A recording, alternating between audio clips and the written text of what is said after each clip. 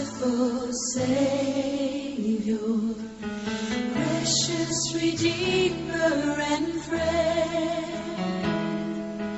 Who would have thought that a lamb could rescue the souls of men? Oh, you rescue the souls of men.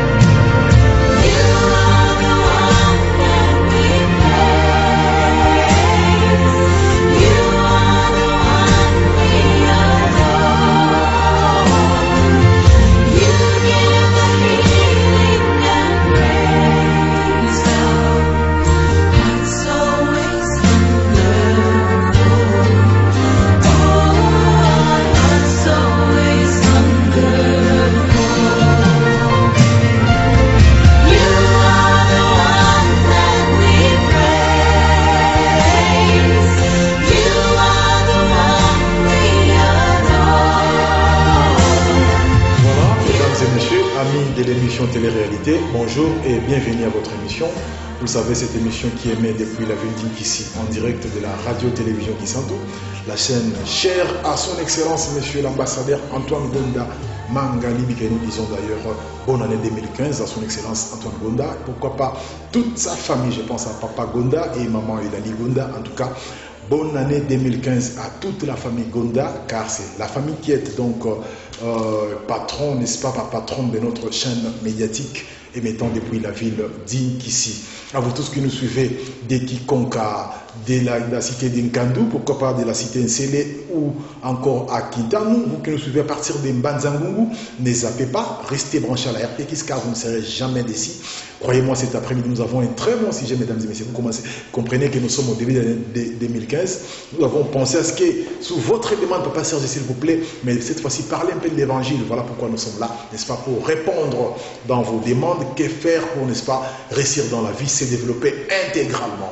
Alors, vous m'avez dit, Papa Serge, il fallait associer Dieu à tout prix. Voilà pourquoi nous avons fait appel au frère Fortine Mbala, vous vous souvenez, mesdames et messieurs. En tout cas, plus d'une fois, nous avons diffusé, nous avons réalisé une émission avec le frère Fortine Mbala qui est à ma droite. Cet après-midi, il n'est pas seul. Il est accompagné du frère Pense Mata avec des invités. Nous allons parler, n'est-ce pas, de l'apport de l'évangile pour le développement d'une nation.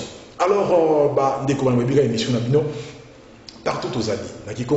Ça la émission na lingala, pourquoi pas na français, pourquoi pas na anglais, na miro so bien bolinga on tous à mesure, ya ko ça bino ba bien makasi. Pour vous ça toujours na ça ya ko na émission na bino télé-réalité. Alors en après-midi à l'élo, nous avons émission bino na gauche na c'est-à-dire na droite c'est écran na bino, nous allons bon na frère Fortine Bal. Frère Fortine, bonjour. Bonjour, Ndeko Serge. Oui, boye madame Soussou Namboula 2015 na émission na yo télé-réalité. Merci beaucoup Nzambe apambola yo na bandeko nyonso oyo bazolanda biso kotala année passée. Je crois bien mission na salaki ya suka en direct na lomaki na plateau un peu tard, mais gloire soit rendue à Dieu. Tozongi lisusu na cadre ya télé-réalité oyo vraiment ezolanda non seulement na boîte Congo mais partout dans le monde. Tozawana pona ko répondre na ba question ndenge ozali kosala bémission na yo po bana nzambe pe oyo bazo vivre ba réalité sur terre ba se retrouver conformément na maloba na nzambe. Voilà, merci beaucoup frère Fortine. Alors na droite na ngai bandeko balandi. Tozali bongo na frère Pense Mata. Mbote frère Pense Mata. Mbote ndeko Serge. Et bon, il y a malamu d'abord na RTK c'est pour na yeza mbali ko solanda ya koleka na émission na biso tant so moi loba moko pa bandeko balandi o baza kotala biso na après-midi lelo. Merci beaucoup ndeko Serge. Émission na bino ezali malamu yango je me suis décidé parce que na yebi bino à partir de Europe to landa bino donc ça une émission édifiante yango na sepela kikeno ngai moko na ko vivre bino parce que ezali malamu pona ko aider la masse tozana pona ko aider masse na ndenge nyonso sikiti na ndenge wa bonzambe. Voilà, merci beaucoup frère Pense Mata bandeko balandi ndeka frère Pense Mata lobi émission désormais ezali na sur YouTube hein, sur le niveau vérifié en tout cas na YouTube vérifié na vérité ou réalité dans l'église hein, au petit numéro sur le niveau benga biso na 00243 89 74 86 736 00243 89 74 86 plutôt 736 donc na YouTube ou la émission na biso na vérité ou réalité dans l'église on ne pas ignorer ce besoin parce que tolobi émission où vous allez édifier vraiment peuple de Dieu surtout ba thème na mission aux les amboula sika donc toujours évolué tout aussi ça 2014 de côté 2015 bandeko balandi na ndenge malamu malamu to banda mona bonzambe donc Monique la fois passée vous savez que moi introduction à l'émission de la télé-réalité en 2015 mais le na la première émission de côté dans mon zindo ma solé tali bongo apport il y a évangile pour le développement intégral il y a peuple d'une nation peuple d'une ville peuple d'une famille qu'est-ce que tu vois ça là apport il y a évangile pour tout se développer les ali bongo nini voilà tu le sommes mais quand tu témoin tout exploiter par paramètres belé parce que tout ça comme on a ban ensemble baza ko travailler nuit et jour mais ba deko balandi ba difficulté za kozala kaka partout bisa boza ko landa au monde vraiment on nzambe abondela nzambe kenda église assemblée ya malamu mais na vie boye concrètement ban nzambe ali tant susu kozala ba difficulté à travers le monde partout on va benaki ba osala misala baza ko réussir vite yango binomo ba nese le bino papa Serge pourquoi pas tout un paramètre ya vie na mission na batou vis-à-vis na volonté nzambe alors évangéliste na bino frère Mbala lelo aye mokote aye na frère Pense Mata balobi ba ko kwa moyo ko sunga biso to yeba les pourquoi vraiment apport ya évangile ni l'évangile za ko bakisa pona biso bana nzambe biso na bino balandi tout le capé moyen ya ko se développer intégralement frère Fortine Mbala oui bandeko balingi mako yeba effectivement na moya lelo tout ça 2014 tout côté 2015 mais tout le barato au sambela bino baté boza côté ya mais surtout tali pena bien bana ya nzambe bazali pe ko vivre na difficulté makasi nini ba plaire on tout au sambela malamu te ou bien eza nini nzambe aza ko pambola pena bana été frère Fortine. Merci beaucoup ndeko Serge pour na bandeko o nyos bazolanda biso to ozala clair comme d'habitude na émission na yo télé-réalité. Thème où tu peux rappeler Zali, le développement. Oui, l'apport de l'évangile pour le développement. Ok, apport il y a évangile beaucoup plus pour le développement. Na bambo canabiso, ils ont vraiment un rôle moko yamakasi. Pourquoi? Na repréciser le moko apport il y a évangile pour le développement. Et c'est premièrement.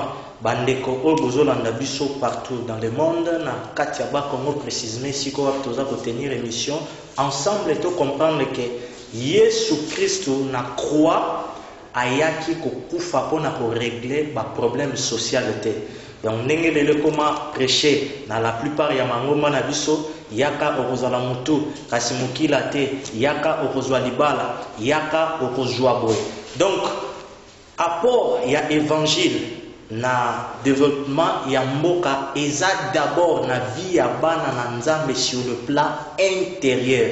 Ndeko Serge na ko expliciter yango clairement. Lelo topesa kaka exemple moko ya mokie. Moi 2 jours passés toyebi biso nyonso ba trouble eleki na mboka na biso na ba province mingi par rapport ya makambo ya mboka ya la police ya politique par rapport ya loi électorale tout ils ont concerné biso te pona ba détail, mais c'est grave.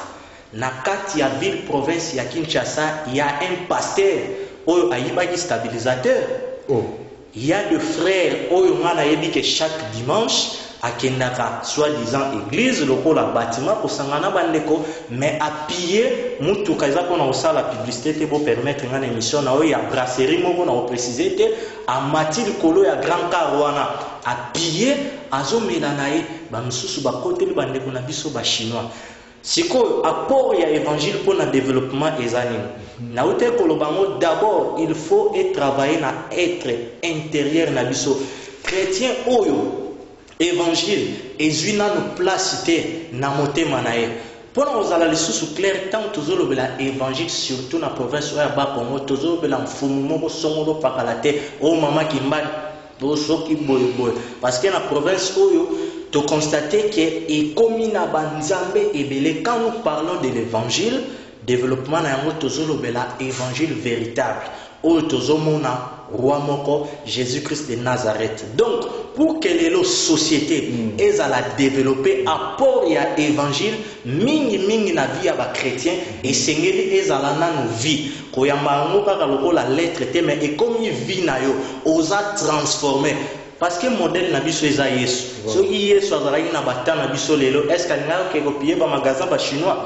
Je ne pense pas. Donc église vraiment na question na ndenge zalaki pona kozongisila o maloba eza na rôle moko ya makasi pona développement ya mboka na biso. Voilà, merci beaucoup frère Francine Bandeko Balandi. Boza vraiment boza la wana bandeko na ngai parce que émission tolobi désormais to kende na ngona basala nzambe pour édifier le peuple de Dieu. À part ba thème na biso développement tolobi la mingi to associer effectivement basala nzambe pour effectivement mateya oya bango na kanisi to kozana motema vraiment Rolanda pe ya kondima au mona pe e osala vraiment kati na binonyo so balandi il y a émission télé-réalité. Donc l'idée de tout rappeler on les apports de l'évangile pour le développement nini pena yango liloba nzambe ezali ko bakisa na katikati na biso pour effectivement to se développer to fumama to prospérer. Alors to zongi na ngambo ya frère Pense Mata est-ce que yo peta moko ba sala nzambe moko ba évangéliste lelo boyo kotala biso pona yo okoloba boni pona nini bana nzambe baza ko bundana bana nzambe baza ko tika bizalela mabete mnore bino boza ko teya boza ko kende ba mangomba ndenge na mokili oyo mais toza ko tala lelo frère Fortuna a rappelé biso que bana nzambe so ba ke copier ba ke ko yiba ba pasteur mosusu a vu bien quelque part stabilisateur.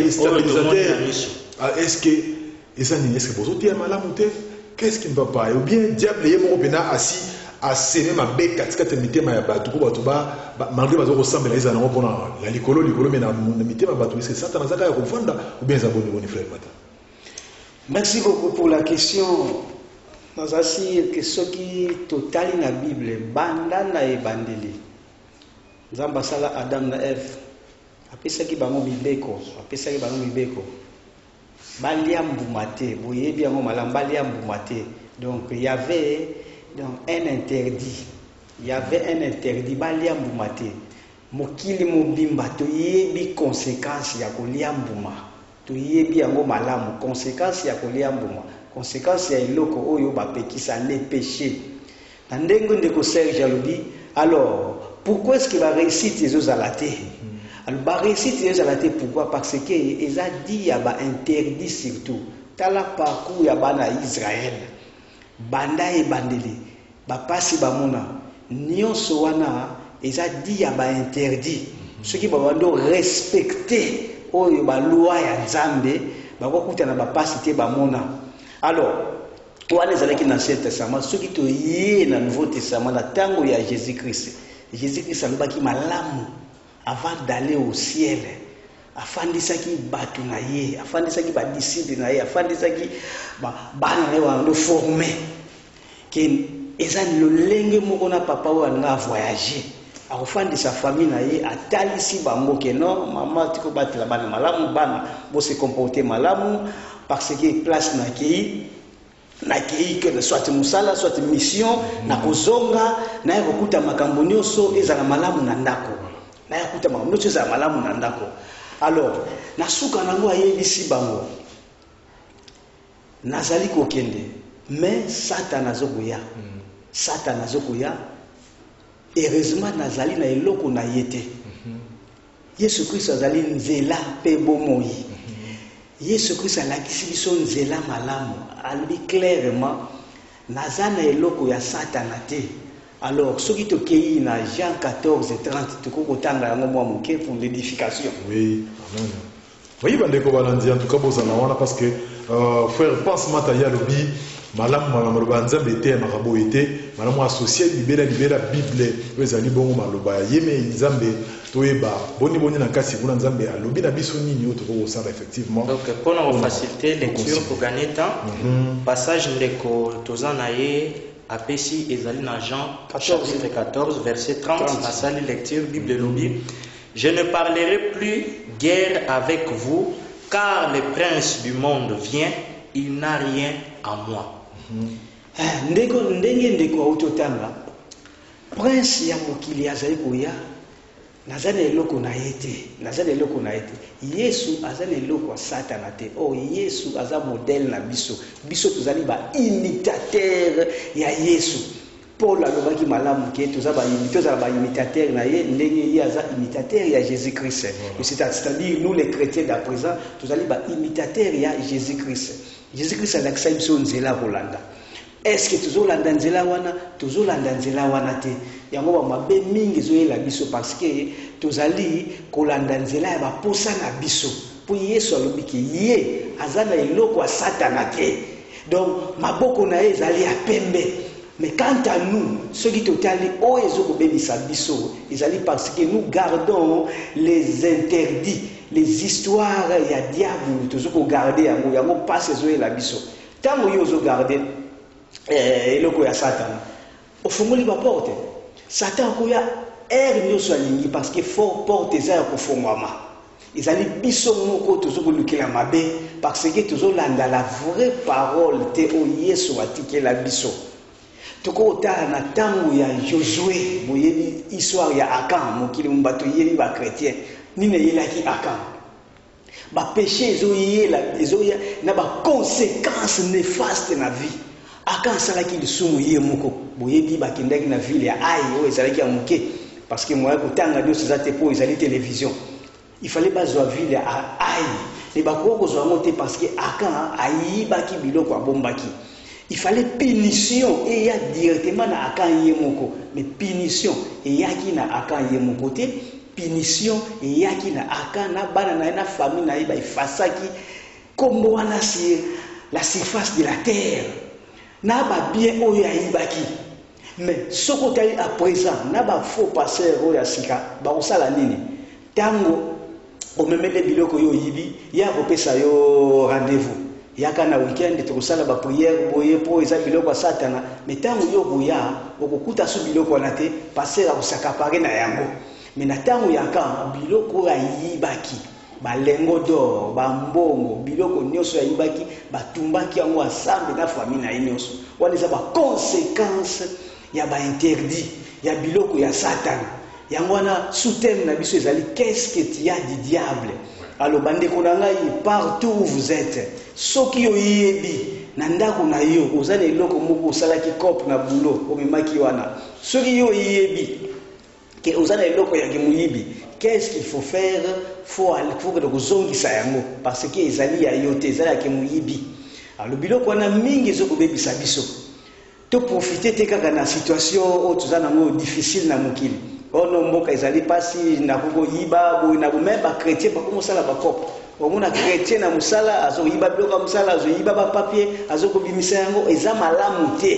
Alors oyo nyonso ayebi ndenge ndeko fortune na otoloba un pasteur a pillé passer ntango yo piller oye nango na ndako na yo pe ozosalela eloko yo piller okoloba te oza na nzambe te faut que nozongisa biloko oyo ya diable olanda ndenge Yesu alobaki que fils de le prince de ce monde azali koya nazana eloko na ye te ali yo pasteur zongisa eloko oyo piyaki yo chrétien olobi yo ngala za chrétien ono bazo piye magaza ba chinois chrétien yo pe okei na ba paye boko ko piye yebisa ngai okoganye ba âme ndenge nini bozo ko piye ensemble.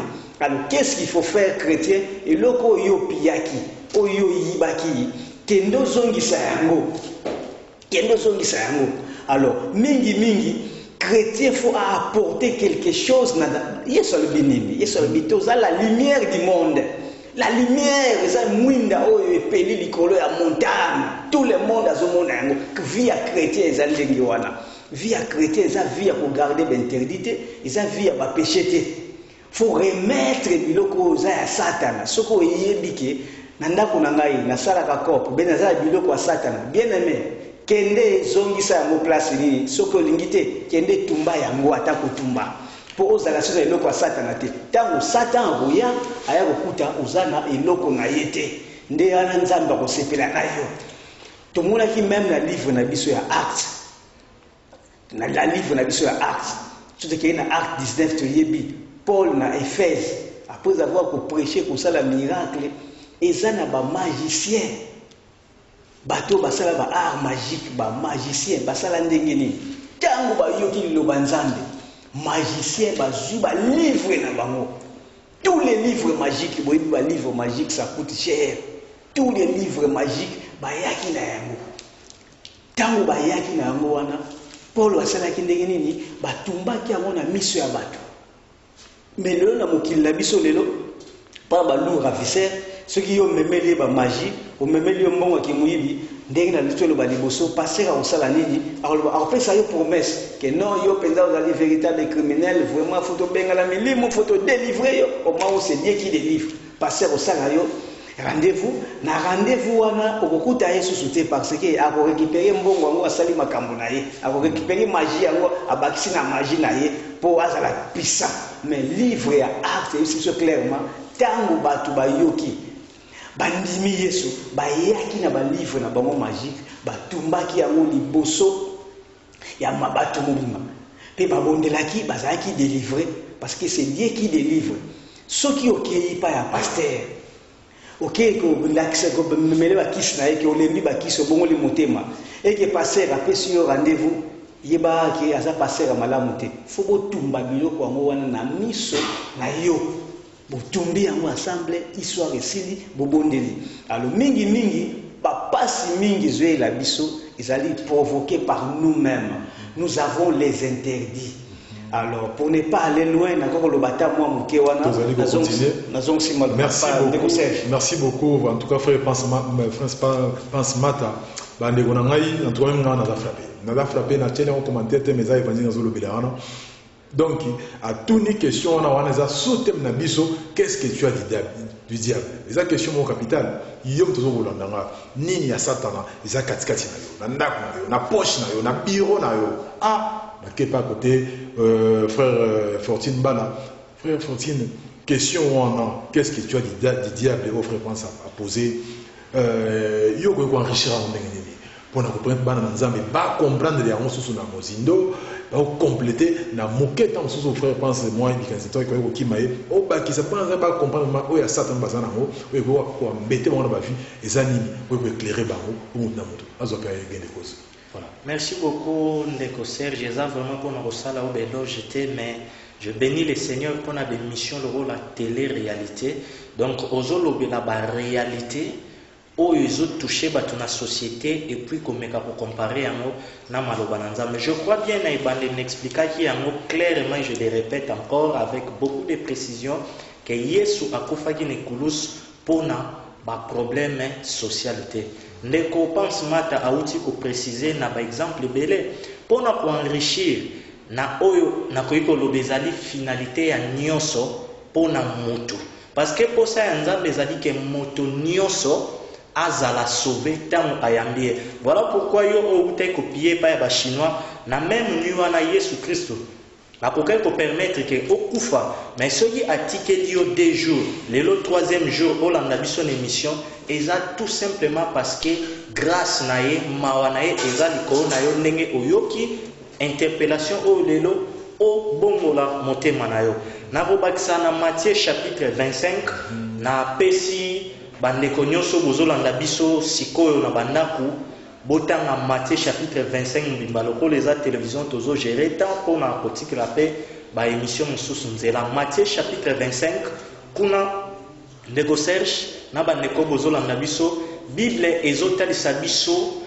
parabole au Yesu Christ apesi par rapport ya koya na ye alobi que le royaume des cieux sera semblable à 10 vierges a kaboli yango na 2 catégories ezalaki na 5 o bazalaki sage 5 mususu pe o bazalaki folle basi bazali ko représenter église actuellement biso nyonso ba pasteur ba apôtre ba évangéliste bana nzambe nyonso na ba vrai chrétien na ba faux chrétien toza épouse parce que toza na 2 églises église véritable na église apostate maintenant na ndenge lobi na enrichir point nini nalingi ko toucher okomona ke Bible ezobisa biso bango nyonso babandaki kozela Yesu ndenge moko mpe lelo na bapaster oyo bautaki kopie bastabilisateur bazozela Yesu na bachrétien oyo bayibaki bakazier ya babrasserie et nakokende sous plus loin de Serge nabosanaki il y a eu même de frères je précise bien de frères en Christ il y a un pasteur oyo tozana ye na kotanga kombo te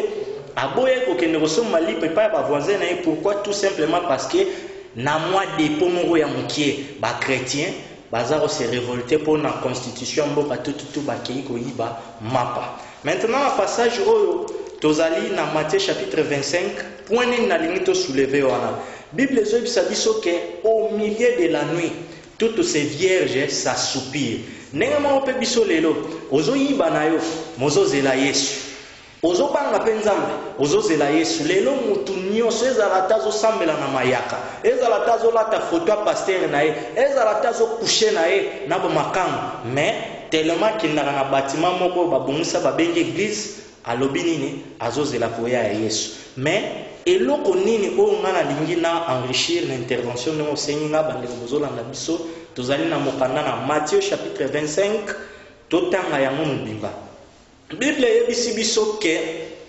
tango mobali abandaki koumela donc Bible ezolobela biso Jésus Christ toutes ces vierges s'assoupirent au milieu de la nuit on cria voici l'époux allez à sa rencontre ndeko Serge na bandeko bozolanda biso boyebele onini elekanaki 5 femmes sages bagardaki huile na bango or l'huile c'est l'image du Saint-Esprit pour Bible yebisi biso que Dieu est esprit na Galates chapitre 5 Bible pesa pour recommander biso apôtre Paul alobi marchez selon l'esprit et vous n'accomplirez pas les désirs de la chair mais 5 autres femmes o bazalaki folle bagaspillaki mafuta na bango autre koloba bazalaki lisusu na Saint-Esprit te tango Yesu Christ ayaki mobala libala pour que bakota na fête ya noces eloko nini se pasaki babengi ba o bagardaki mafuta bopesa biso huile na bino Saint-Esprit parce que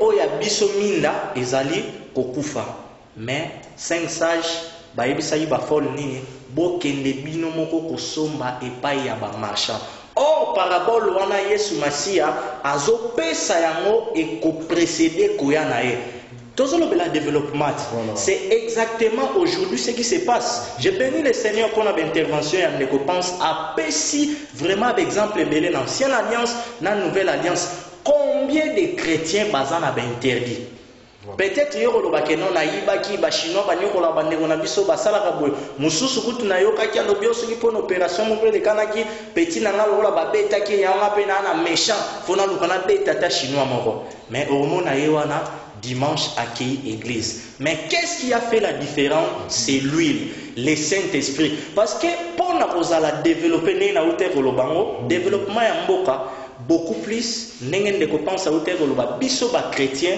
toza lumière au-delà ya wana Yesu Masia azoloba lisusu toza mungwa mungwa tina yango eza nini eza kopesa elenge na biloko siko lelo yo mwa mubulu ya mukie na ba païen na ba chrétien biso nyos to sangani toke ko yiba elengi nini tozopesa na mokili. Est-ce que vous croire que païen o to yiba yina esika moko un jour ceux na yebo te maloba nzamba kondima ngai atozo ke na yo église toza na deux catégories na Matthieu chapitre 25.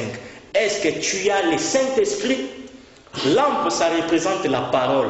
Na yebisi yo ke pasteur na Petro Congo auti ko yiba stabilisateur. Mais dimanche à prêcher parce qu'à Salagini a bombia on a serré lamba.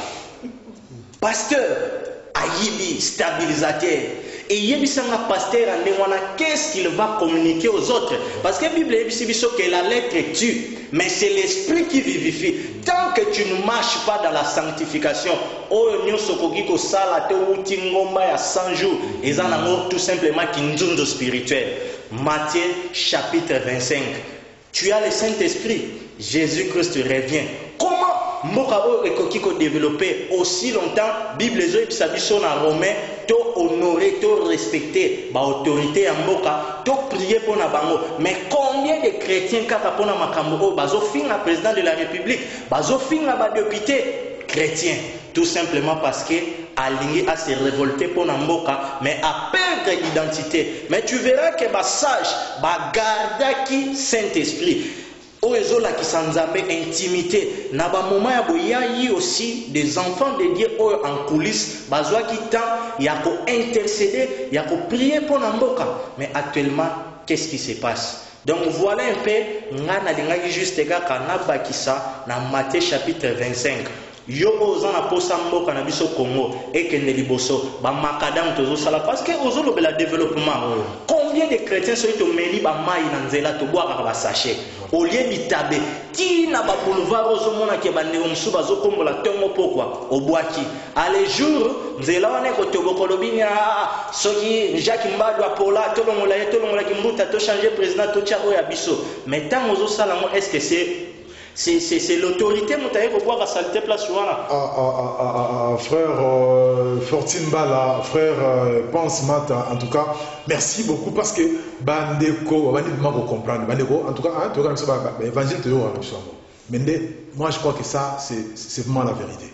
Et le rôle des abos solo, Bandeko Nangai, Oya Nzambe, Balobi, tant aux assure que vous maloba Nzambe, ça l'est là pour effectivement tout ça tout ça qu'on est là sous développement, tout ça qu'on est là va passer et comme il est là non n'est-ce pas bien oh on a mon konzambo ka sali bien oh kuna donc politicien tel la sali bien oh kuna donc député tel la sali bien ah yo moko molandi ya mon frère pense à tuna ki motuna qu'est-ce que tu as dit diable frère pense ngai bina soki eza susu mingi benate au clôturer wana au rappeler question wana mais quand tuna baninga ta mususu ba tant vous pesa ma solution kasi ouais banzo so mutu a reconnaître que non bon ya solo na yiba ke lokwa bato avant-hier na journal le 17 le 16 mutu na sala nini muko kuna na ndako ayiba ke lokwa na bureau aza mo konzina compagnie ayiba ke lokwa aza politicien azwa ki décision mabe okolo ba nini pour effectivement azongisa oya diable à la dernière ya volonté nzambe frère pense. Merci beaucoup pour la question. En tant que chrétien, tu connais toujours dans l'écriture. Voilà. On a kotalisa bande konabiso ko édifier bande konabiso. Biso zali ba chrétiens, nous ne sommes pas des païens, nous avons notre vie en Jésus-Christ. Voilà. Alors, soto kei na mukanda ya 1 Pierre. 1 Pierre 1. 1 Pierre 1. 1 Pierre 1, tokozwaka à 15. 1 Pierre 1, tokozwaka à 15. Balobi clairement, mais puisque celui qui vous a appelé est saint, vous aussi soyez saints dans toute votre conduite. Je crois que la clé ya chrétien de ezali awa na 1 Pierre 1:15, la clé ya chrétien babi oya benga biso azali saint. Biso pe photo za la saint na ba conduite na biso nyonso. Batu mingi balba que non, il y a pas de saint, il y a pas de juste sur la terre. Mais ils ont faux. Jésus-Christ viendra prendre les justes. Tangu Yesu akuya ezaka ka ba juste nde ba okena rencontre ya Yesu. Soko za na juste te okende te. Yango na livre Pierre ba préciser awa soyez saints dans toute votre conduite. Balobi te ozala saint dans l'église. Balobi dans toute votre conduite. Cela veut dire que eza na ba vie à classe, eza na ba vie ya zando, eza na vie à misala, eza na ba vie à église. Donc partout aux alliés na surface ya terre oyo, eza na na Chine, na Brésil, en Europe, aux États-Unis, zala se na ba conduite na yo nyonso. Okotala est-ce que likambo na osala ekosepelisa Nzambe ou pas? Soki oza d'abord sainteté, oza d'abord enlevé. De ta présence sur la terre est inutile parce que vous subir la colère de Dieu na kati ya Géhenne, na l'enfer, na feu éternel. Donc cela veut dire que eloko nyonso oza nango ya diabolo zongisa place yo ozulaki yango. Soki oza incapable bwaka yango, donc se débarrasser na yango ezala susu na yo te, ezala susu na ndako na yo te. Ndenge na utoloba na livre ya Acts wana. Bato nyonso basala ba magie na bango, babombaki ba magie na bango te. Mais lelo mingi bana Nzambe, soi-disant bana Nzambe aye na église atiki kindoki na nzete. Aye na église atiki kindoki na église. Atiki kindoki na ndako. Alors, zwa kindoki no otiki na nzete. Zwa ndenge yo pumbwaka wana yaka nango na église batumba yango de façon que ozala libéré. Pour mingi nous les noirs nous sommes liés mingi na makambo kindoki. Yango zokanga biso mingi ba interdit. Alors tozala vraiment prida biso ba Nzambe, surtout les mensonges. Les mensonges za biso te parce que zaba nyonso ezali ba interdit o Nzambe alingi te. Tozala prida ba Nzambe, to tika diabolo na ba makambo na ye, to landa Yesu na sainteté. Ndenge mingi akoloba ezali te po ezali télévision tozali mingi nazongisi maloba pa ndeko Serge. Merci beaucoup ndeko Pams Mata bandeko balandi balobi tozala na sainteté, hein, donc sainteté plutôt toyeba kotika mabe mbindo, hein, balobi ezaka na église te aucune église au lati, hein, bilatela ba soutane ba bilamba misusu milai c'est pas moi ona ozoke l'église nzoka mabe otika te wana kuma bandeko bolimbisa le moto ba vérité. En tout cas, on même frère balobi tozala na sainteté, bon peut balobi te Bible nde elobi yango. Frère Fortune Bal en tout cas pour notre souki ça l'après-midi à l'élo, balobi na télévision likambo ya temps, vraiment pour notre souki ça. Message nini pour nous conclure vraiment dans mon poussement émission de cet après-midi à l'élo. Nous on ça bana Nzambe pour effectivement baluka pour l'andanzela ya Yesu Masiya. OK, merci beaucoup. Déjà ne bazo sala biso signal. Je crois que le PO Nzambe a permettre tout le ba oyaye ba se retrouver parce que kolo alobi mes brebis entendent ma voix. Ngana rozala clair ya pour s'adresser na ba prédicateur. Tozolo bela développement. Lelo ceux qui ba cause na kata ki santu partout.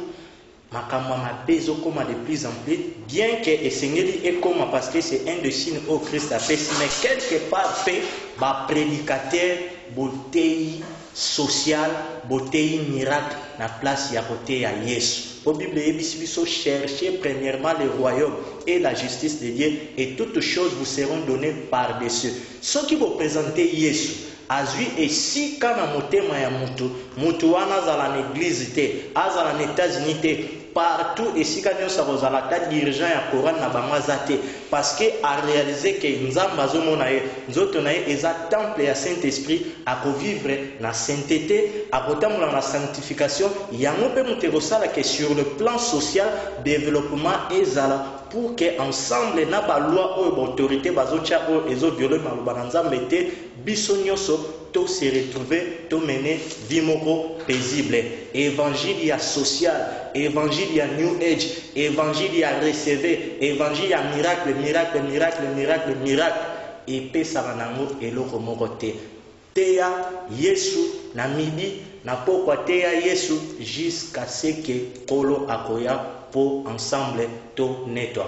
Voilà, merci beaucoup Bandeko Balani. Ceux qui vraiment lingi koyeba de plus kokota en contact na biso en tout cas benga biso na numéro oyo 00 243 89 74 800 pardon 00 243 89 74 86 736 tolobi 00 243 89 74 86 736 ou bien 082 170 70 80 benga biso to ciao directement en contact na ba ndeko na biso ba frère oyo ba zali vraiment ou na biso message autour après-midi à lelo to mbipe frère na biso frère Moté non Moté papa so ko se présenter yo moko na ba ndeko balandi ngai frère na bino Serge Kaya Serge Kaya ndoyi na ngai Serge Kaya na nyonso bandeko balobi ndeko pam semata lobi na ndeko Serge Mbaki yoko bakisa mwa eloko nini pona modifier bana nzambe bala biso na après-midi lelo na pamboli nzambe na bato bazo landa biso na etandoike vraiment bandeko balobi na part ya nkolo mais esengo na nga makasi ezalaki ndenge batalisi bino sur les interdits bien aimé tozo ya église mikolo nyonso tozo bondela tozo tondisa ba église. Pourquoi tu as mon loboko na Nzambete? Bien mais ce que kotanga na mokana na 1 Samuel 4, kobana na 1 tina suka. Israël azalaki na Nzambe, azobeta tolo aza na Nzambe, mais balobini babeta Israël, bazwa même arche parce que 4 na Israël ba interdit kutanaki.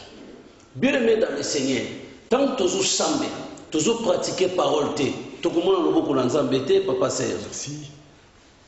Tout le monde a dit que Fortuna a biso habino comment un pasteur aux autres à batwa bongwa mais yo exemplaire te bien aimé nyonso ekoleka ndeko Fortuna sungi biso yezu na croix akufa pour un problème social te premièrement faut y enlèvement ça aucun avec l'église te pour battre la bolati mais faut y nazo que l'église pour na bitini pour lobi na kuta na mobali ya libala ba pesi biso exemple ba vierge awa.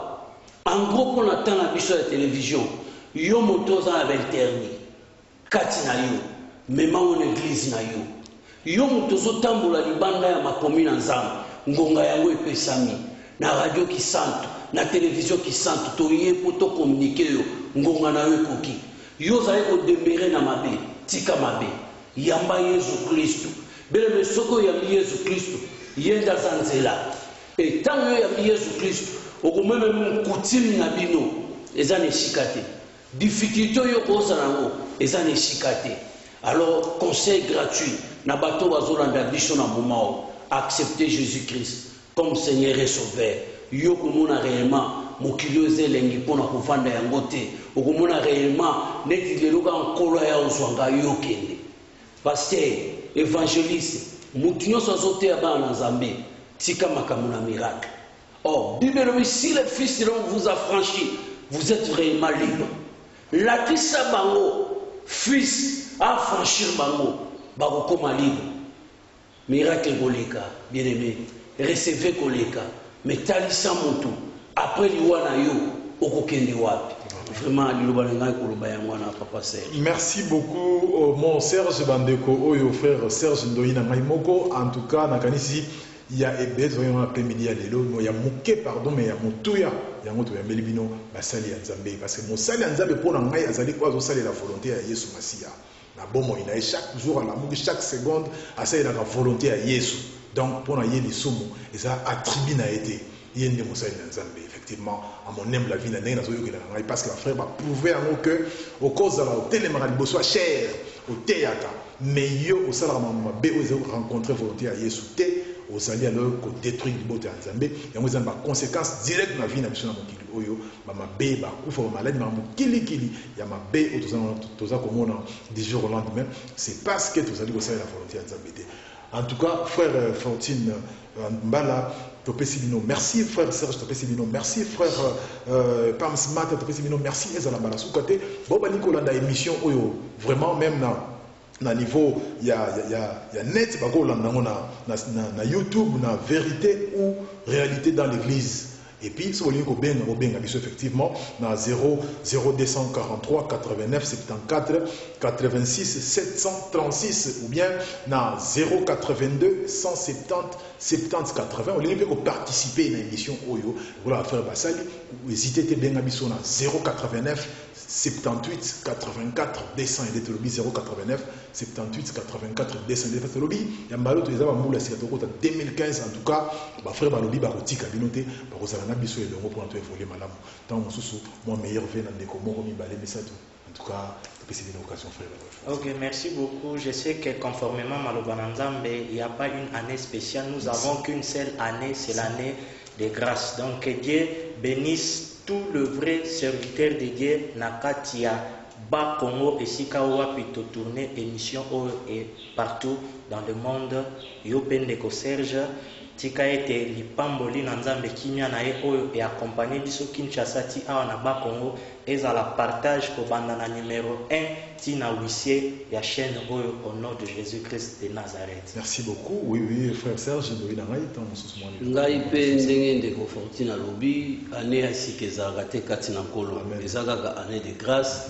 Tozosenga grâce na nkolo ezala likolo na chaîne oyo na bato nyonso baza kokamba yango grâce na nzambe ezala likolo na libota na nga pe na ministère na nga na kombo na Yesu. Voilà, merci beaucoup mesdames et messieurs, c'est par ces notes que nous allons boucler complètement l'émission de cet après-midi. Eh bien, si vous avez aimé, alors je vous en prie, si possible, prenez les taxis motos jusqu'à Mouela Lodge, là où passe de temps à autre les temps. Son Excellence l'ambassadeur Antoine Gonda Mangalili, franchement c'est lui, n'est-ce pas, le fondateur de cette chaîne, et grâce à lui que vous nous suivez en direct partout là où vous êtes. Il faudrait vraiment aller lui dire merci si vous aurez la chance de le rencontrer, et aussi dire merci à tous les dirigeants, ceux-là dont l'ambassadeur Gonda fait confiance, n'est-ce pas, pour diriger cette chaîne. Je pense à William Massosa, le directeur général de la RTX, pourquoi pas Simon Mengi qui est le directeur des programmes, ainsi que tous mes collaborateurs. Je pense bien sûr à Fidel Ngangou, Zimati, à Sylvine Telli, Serge Mbaki, Bruno Binonga, pourquoi pas Maître Johnny Mouika, ainsi que tous les confrères. Je pense aussi très particulièrement à Trésor Kumbu, mon confrère qui parle des émissions culturelles. En tout cas, à vous tous, mesdames et messieurs, amis de cette émission, ne zappez pas, restez branchés à la RTX car il y a des très bons programmes juste après cette émission. Au revoir et à la prochaine.